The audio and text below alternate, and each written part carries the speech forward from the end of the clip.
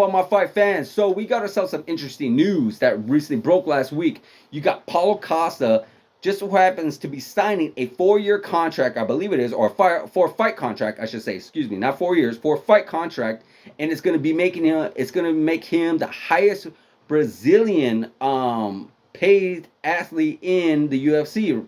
If that is true, that's one hell of a contract. He's looking at possibly 1 million per fight, which is no chump change. I mean, there's still some. I'm sure there's still little details in that contract that need to be ironed out. But at the end of the day, that's a lot of money, and I'm actually happy that he stays in the octagon. I'm happy he's staying in the UFC because he's a very fun fighter. He's a very fun fighter, and he's always fun and interesting to hear when he's talking crap to someone, when he's talking shit to someone, when he's talking about Izzy, or when he's talking about Luke Rockhold, or whatever the case may be. But we remember those fights. Yes, he did get knocked out by Izzy, but still very fun matchup and a very fun build up to that.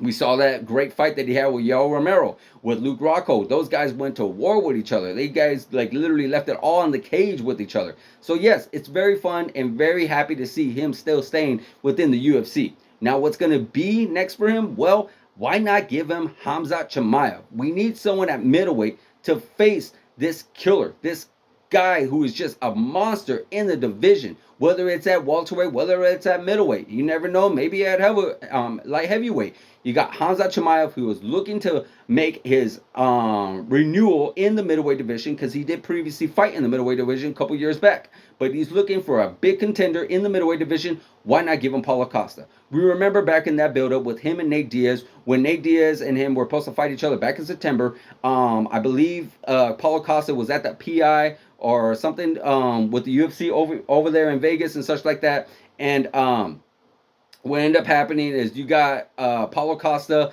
and Khamzat Chimaev trading wars with each other, and then before you know it, they were almost ready to scrap. I believe Paulo Costa was training with Jake Shields, and Paulo Costa was, Khamzat Chimaev was with his boys, and they were talking crap to each other and whatnot. And then before you know it, they're trying to scrap each other. And then there's already some kind of story to that. There's already some kind of build to that. I would definitely not mind seeing that whatsoever. Then of course there was that fight that was supposed to happen back in February with him and Robert Whittaker. That's actually a very fun fight as well. Robert Whittaker is by far the uncrowned champion of the middleweight division. He has beaten everybody. You name it, he's beat them except for the champion Israel Adesanya, or the then champion, Israel Adesanya and Alex Pereira right now.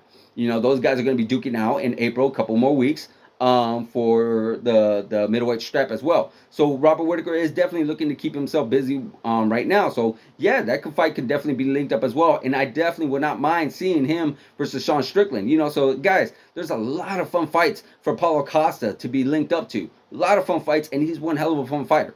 He's one hell of a fun fighter. So definitely, I'm very happy to see him return. Guys, let me know in the comments on who you want him to see him face in the middleweight division. Now that he's back, now that he's ready to go. Khamzat Chimaev, Robert Whittaker, Sean Strickland. Hey, maybe a rematch with Marvin Vettori. You never know. Let me know in the comments, guys. Like, subscribe, hit that notification button, and I'll see you guys in the next video.